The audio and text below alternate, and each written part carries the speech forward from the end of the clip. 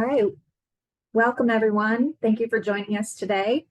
I'm going to give another minute to let people in before we get started. So welcome and happy Tuesday.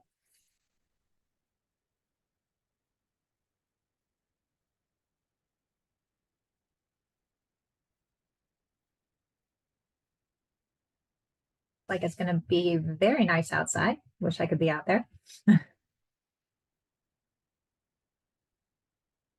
Might even get up to 80 degrees. It's crazy. A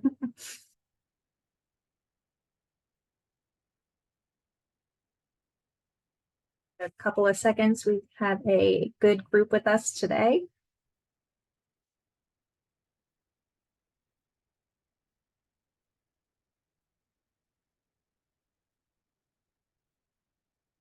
Right. Well, since we have just 30 minutes, I'm going to go ahead and get started with our Tool Time Tuesday today. Welcome, everybody. My name is Andrea Young. I'm an EC parent educator and communications lead. And today we have with us Tally Wells, who is the executive director of the North Carolina Council on Developmental Disabilities, also known as NCCDD. Tally is going to be talking about NCCDD's advocacy and actions and important updates and information regarding the Innovations Waiver, 1915I, and direct support professionals. So I'm, without hesitation, going to go ahead and hand it over to Tally. And if anyone has questions throughout the presentation, feel free to put those in the comments. All right. Terrific. Thank you, Andrea. And I'm excited to be here with everyone. I'm a big fan of ECAC and all the work that you do to educate parents and families. I think it's a huge job for all of us to make sure that individuals with developmental disabilities and intellectual disabilities, which is our area, but families who are involved in exceptional education have the resources and tools that they need and all of the information. And I think we can always be doing a better job, but I'm excited to be part of you this today. Can you let me know, are you able to see my screen? Yep, that's it right there. You're great. Okay, great. All right. Well, I am going to go through today just a quick presentation on the North Carolina Council on Developmental Disabilities. And I hope that you will connect with us like you do with ECAC, join our newsletter, some of our meetings, because I think, you know, along with ECAC, we're one of the main organizations that are really focused on people with intellectual and developmental disabilities and getting the word out about resources and then also advocacy. So I'm also going to talk about advocacy and some of the ways that we can work together to continue to make North Carolina better for people with intellectual and developmental disabilities. And I'm going to be sharing about the specific supports that are available in North Carolina through 1915I and that are not really available for everyone, called the Innovations Waiver, but is really sort of the golden ticket for services and why it's so important to go ahead and sign up for that. So let's get started. So the North Carolina Council on Developmental Disabilities is a 40-person council. Every state in the country has a council on developmental disabilities, and ours happens to be the largest of all the councils in the country. We have 40 members. 60% of our council members are either individuals with intellectual developmental disabilities or family members. And you can see several of our council members here. Our council is also made up of leaders from the state agencies and the state General Assembly. And they include individuals who lead up the Division of Vocational Rehabilitation, Medicaid, the Division of Mental Health and Developmental Disabilities. We also have agency representation from the Department of Public Instruction and the Department of Adult Corrections. We have currently 3 legislators who also serve on our council. And so it's a great group of people. And what our work is to engage in education, advocacy, capacity building, and systems change work. And so systems change is sort of the heart of the work that we do. And that is our work to make all of the systems that impact individuals with intellectual and developmental disabilities better in North Carolina. And we do that through advocacy and education. We're really focused on enabling people with intellectual and developmental disabilities to live as full and meaningful lives in the community as possible. So we have, as a big part of our work is working on policy education. And we have 5 policy priorities that we've focused on the council last year and this year, and they are eliminating the waiting list. As you can see here, I've got 16,000 person, but it's actually 17,000. So I've typed in onto this PowerPoint the 17,000 just to show that the waiting list has actually grown. And we'll talk about that waiting list in the Innovations Waiver in a second. But one of we have 2 top priorities, which those are the top ones here. The waiting list is people waiting for our Innovations Waiver, which I will talk about in a minute. But those are the sort of the golden ticket services that are available for people with intellectual and developmental disabilities. But as I write here, we have 17,000 person waiting list. So we want to eliminate that waiting list to make sure that everybody can get services. And we also want to make sure that we have a workforce supporting people with intellectual and developmental disabilities. And the main people who do that are called direct support professionals. We call them DSPs for short. And the consensus in the IDD community is that we need to have wages at least $18 an hour in order to ensure a sufficient direct care workforce. And that was really our estimation last year. It's probably needs to be even a little higher than that to have a sufficient workforce. We're also interested in expanding housing options for people with intellectual and developmental disabilities, increasing competitive integrated employment, and improving access to services. And those services are what we're going to talk about here today. And I've got some good news in addition to the bad news around the waiting list. Now, what you won't see here for this sort of 2-year period is something that is obviously of deep interest to many of you, which is our schools. And part of our reason for that really is because of ECAC. We believe that ECAC really is sort of the leader in the education space. And we continue to do advocacy in this space and encourage you to get involved with us and maybe push us to do more advocacy in this space. But we have to usually choose between 3 and 5 priorities.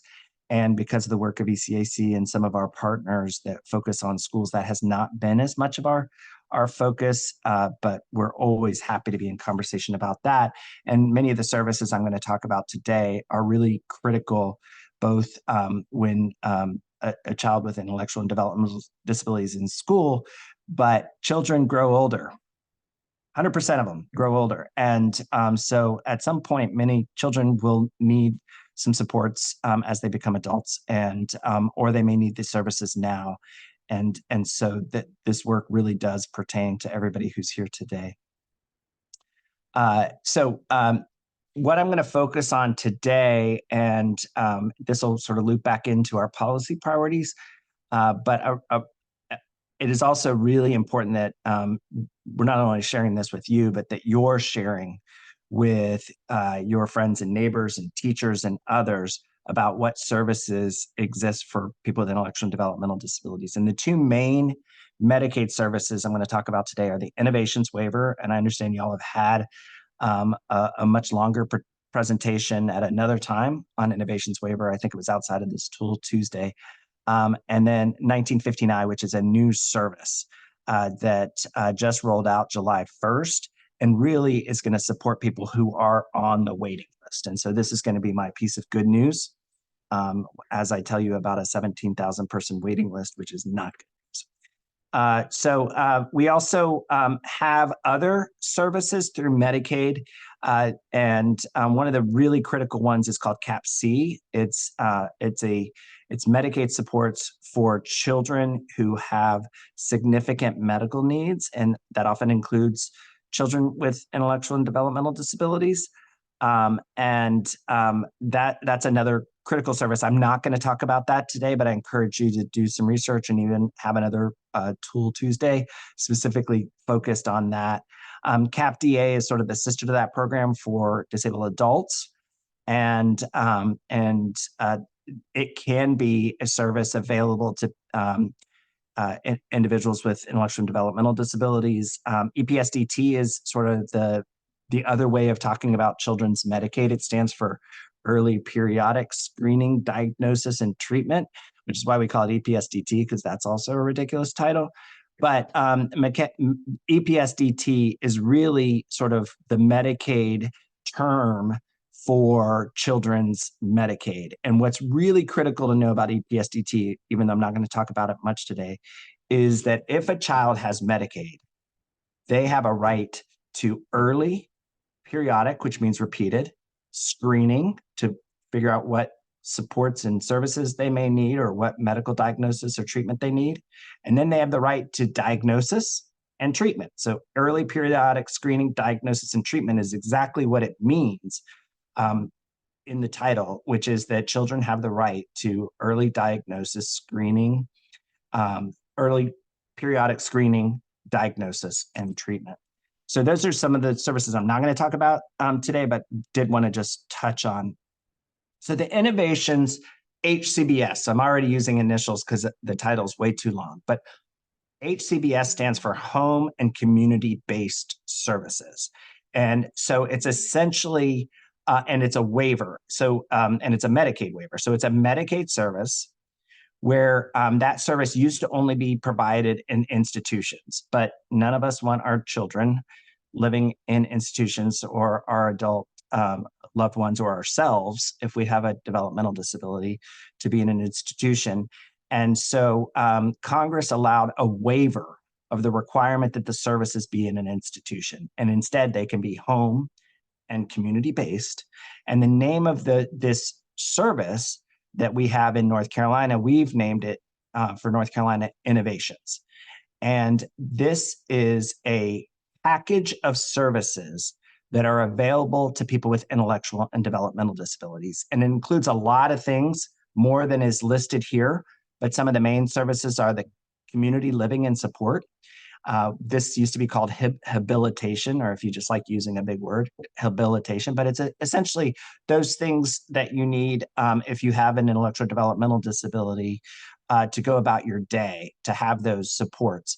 And so it could be support with bathing, it could be support with eating, it could be having someone present with you, it could be other types of behavioral supports.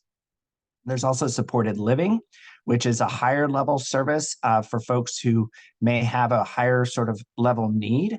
And there's different levels. And so level 2 and 3 of supported living are essentially more intensive supports for folks who may have medical needs or behavioral needs that require a higher level of support.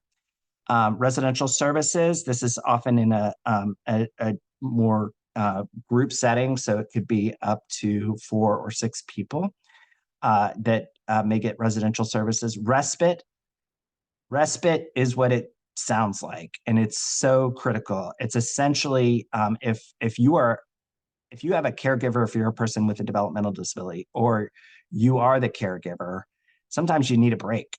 And respite is essentially paid time so that someone else can provide some of that caregiving services that usually someone who is non-paid caregiver is ordinarily providing. Supported employment, again, is what it sounds like. It's supports with going to work. Oftentimes it's support finding a job, support while you're on the job, so that let's say that you have an intellectual disability and you've got a job at the Home Depot, but you need some support with some of the day-to-day skills that will make the employment a success for you. Supported employment can make that happen. Assistive technology, and this is becoming more and more of a real option for folks as we have more and more technology that can support people. And then there's other necessary supports within the Innovations Waiver. And this package of services is sort of tailored to the individual. So that's the really good news. The really bad news is that we have 13,400 approximately people who have this service, and we have over 17,000 people on the waiting list for this service. And so that is why we have as one of our top policy priorities is eliminating this waiting list. And the Department of Health and Human Services has developed a 10-year sort of budget for how much it would cost to fund enough waivers to meet the waiting list, at least as it stood last year when it was at 16,000 people. So while we wait, is there anything? And the answer used to be not much. There were some state-funded services. There were services through a program called B3. Why do we have all these names with letters and numbers? It's a really good question. It's not very accessible for a lot of folks to really understand what the heck it is. 1959 is like that. It's not a great name. I like to say it's not a Star Wars character like C-3PO. 1915I is a part of the Medicaid statute. So the federal government has all these laws, and one of those laws has a section 1915 and a letter I, and that is essentially where this service comes from. But the great news is that it is a Medicaid service that can, if a state chooses, be available for people with intellectual and developmental disabilities. And it can provide a lot of the services that are ordinarily available through something like the Innovations Waiver. And so 1959 is this new Medicaid service that essentially people in North Carolina, because North Carolina has now chosen to do this, they can now get some of the services that were only available through the Innovations Waiver. And so it just started July 1st, 2023. We've been working on it for years and years, and we're really excited that it's rolling out. That's the good news. The more challenging news is that it's slowly rolling out. So people are just now, even though it started in July, getting assessed and starting to receive these services. And the state is really focused on yet another number letter, B3. So people used to get something called B3 services, and the state is moving away from that and essentially moving everybody into 1959 who had B3. And if you didn't have B3, don't worry about it. If you do have B3, this is important. But if you don't have B3, you don't have to remember that letter and number. But part of the reason you may not have heard of 1959 is because the state is really focused on getting the people who currently have B3 services into this 1915I, because as you see at the bottom of this slide, the state has to move everybody. They've promised the federal government that they're going to move all the people who had services under B3 into 1959. And so if you have B3 services, you probably have heard of this. And it is important that you make sure that you talk to your care manager and you move over to 1959 services. If you haven't had it, forget about B3. Doesn't matter. Erase that. Just think about 1959 and ask, is this something I qualify for, or my child qualifies for, or my family member qualifies for, and how do I get it? So it is available for people with intellectual and developmental disabilities. And so if you have Medicaid, and if you have an intellectual and developmental disability and a traumatic brain injury, then you can qualify for this service. There's also an income requirement around 150% of the poverty level. So not everybody will qualify for it, but it's better to go ahead and ask for it and get told no than not to at least try to ask for it, because it's got a pretty good list of services. There are also supports for children and adults with behavior disabilities and mental health disabilities and or behavior related disabilities. That is not something I have expertise in, so I'm not going to be able to talk to you about it, but it is worth talking to your local management entity called an LME MCO about that. And I do have a slide that'll talk a little bit about LME MCOs. So how do you obtain 1959 if you think you might qualify for it because you have Medicaid and you have an intellectual disability or a developmental disability or a traumatic brain injury? If you have a care manager, so there's a new thing called tailored plan care managers, and everybody who is associated with an LME-MCO and has an intellectual or developmental disability or a traumatic brain injury has the right to get a care manager. And if you have a care manager, ask your care manager to have you assessed for 1959 services. Your care manager usually can do that. At that same time, you should go ahead and also ask for the Innovations Waiver. Because as I said, there's a 17,000 person waiting list. So you're not going to get it right away. Right now, people who have been waiting between 6 and 12 years are getting it, but it's better to go ahead and get on that long waiting list because there's more services available. So ask for 1959. If you're not on the waiting list, go ahead and ask for that as well to get the Innovations Waiver. What if you don't have a care manager? Well, then ask for a care manager. So, and the way you do that is you go to your LMEMCO and you ask for a care manager. You can also go to the link that's going to be on the PowerPoint that Andrea is going to be sending out after this meeting. And then once you get the care manager, ask them for 1959, ask them to get on the Innovations Waiver waiting list. So if you have a care manager, ask your care manager. If you don't have a care manager, ask your LMEMCO for a care manager. And then ask the care manager to set you up with 1959 and the Innovations Waiver. So what services are available through 1959? Community living and supports may be the one, and respite are the ones if you have a child with an intellectual developmental disability. Those would be sort of the two main ones. But you can also get supported employment, and that's really important, especially for those of you who have transition age youth that are in sort of age 14 and older, and you're starting to think, or they're starting to think about what they're going to be doing after school. And if supported employment is something that they may need or may want, then 1959 also has that available. Now, where 1959 can be a little challenging is that it's a Medicaid service, and if somebody works enough to not have Medicaid or to go over the income requirement, they could lose it. So that's something we're actually doing some advocacy and talking to the Department of Health and Human Services. There's also a service called Community Transition, and that's if you are in an institution and you want to get out of there, you want to live in the community. The Community Transition Service enables there to be some funds for you to move out of the institution and get services that way. So I mentioned the local management entity managed care organization. So those are in North Carolina. They're very sort of unique to North Carolina. Came from Georgia, and we had something called community service boards, which was sort of a monster of its own. But in North Carolina, we've got these managed care organizations, and they are essentially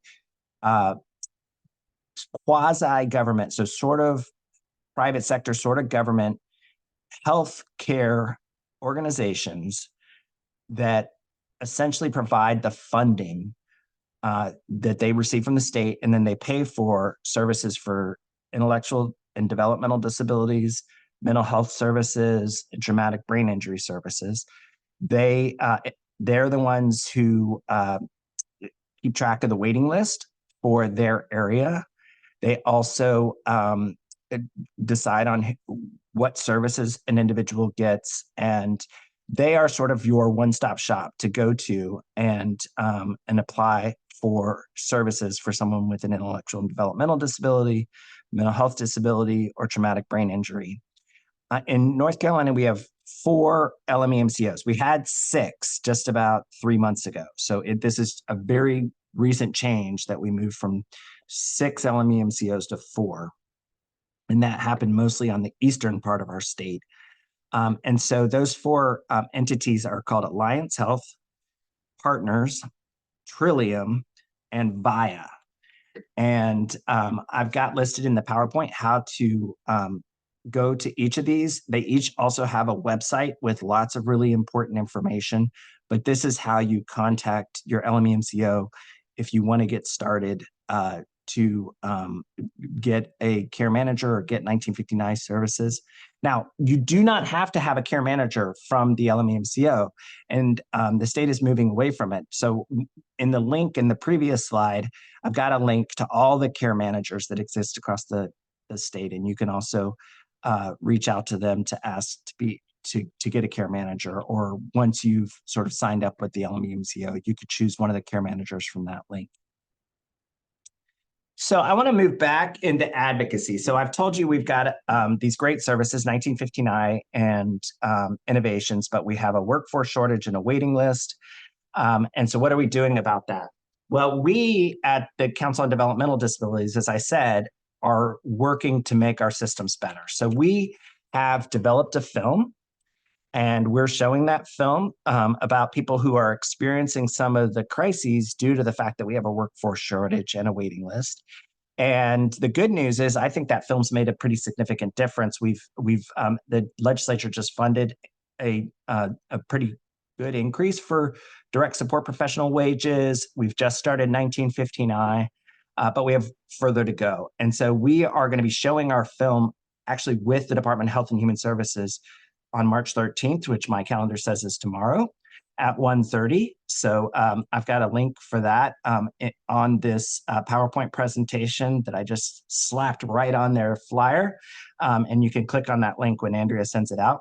We're also going to be showing our film. We have a Spanish version. So this is in Spanish, but we're going to be showing the film in Charlotte on March 23rd. And if you speak English and you still want to see the film, then you can come to our Spanish showing and we'll actually have English interpretation. And so it'll be a pretty cool way to watch the film. We are also going to be later this month releasing the film so you can screen it at home, and you can even have watch parties and show other folks the film. And it really tells the stories of individuals with intellectual and developmental disabilities and family members across the state who are experiencing the workforce shortage and the waiting list. So we can make North Carolina even better by doing advocacy around this. And at this Charlotte film showing, and Irlanda, I saw that she's one of the participants today, and she's leading us in that. She's also going to be sharing a lot of resources like we're talking about today at the film showing. We also have, very quickly, and I'm wrapping up, a new initiative where we're gathering stories of people with intellectual and developmental disabilities. That can be an advocacy story, but it can also just be what makes you awesome, and telling that story. And you can click on the link to learn more about that. And then these are the ways you can make a difference for the developmental disability community. You can join an advisory committee. Right now, North Carolina has several advisory committees on all of the issues impacting the developmental disability community, and there's links for that. Really encourage you to get to know your legislators and tell your story and talk to them about the issues important to you. You can participate in what's called a CFAC meeting, which is a Consumer Family Advisory Council meeting. You can participate in side-by-side webinars, which are webinars that the Department of Health and Human Services does. You can join our Meet the Need. We have an initiative called Meet the Need that has monthly lunch and learns. And you can come to our council policy education meetings. And I've got, and be part of this My Story Matters, which I just shared, but I've got links and information about all of this on this PowerPoint. And so I encourage you to get involved and go to the links and learn more. And with that, I'll turn it back to Andrea. Thank you. Great. Thank you so much, Tally. And yes, we will be sending out this PowerPoint with all the awesome links that are provided here. And I actually I'm going to try to promote those films via our website, our Facebook page as well. So you can see that information there. I'll put that up later today. Thank you, Tally. And I'm going to quickly launch a poll, as we always do for Tool Time Tuesday, if our participants can do that real fast. The grants that we work on require that we report back to them that what we're doing is useful, relevant, and of high quality, and we really appreciate your feedback. So let me do that real fast. And while that poll is up, if anyone has any questions, we have just a few more minutes. If you can go ahead and put those questions in the comments if you have any questions, or go ahead and ask those questions.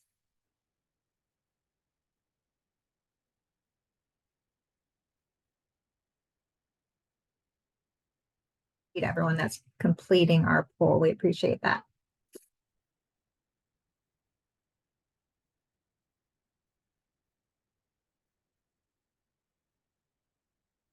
Thank you. See no questions yet. I know this is all very valuable information for many people.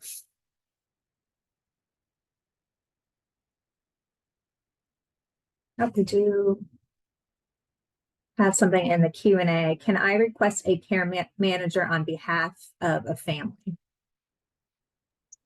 That is a great question. I think it would probably be better to work with that family to request it together. But if they need support, there's a good chance that the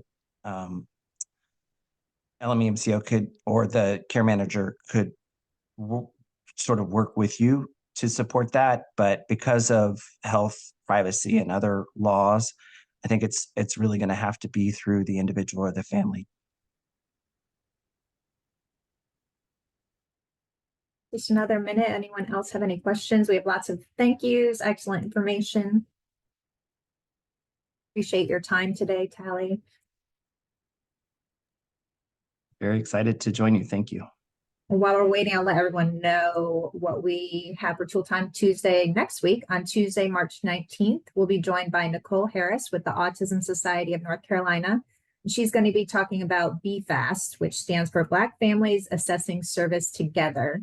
It was created in partnership with members of the Black community to allow successful connection to early intervention services for Black autistic children across North Carolina. So I hope you're able to join us for that next Tuesday at noon.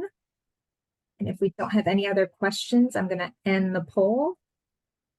Again, thank you everyone for joining us today. We will be sending out that PowerPoint, so look for that. And I hope you have a great rest of your day.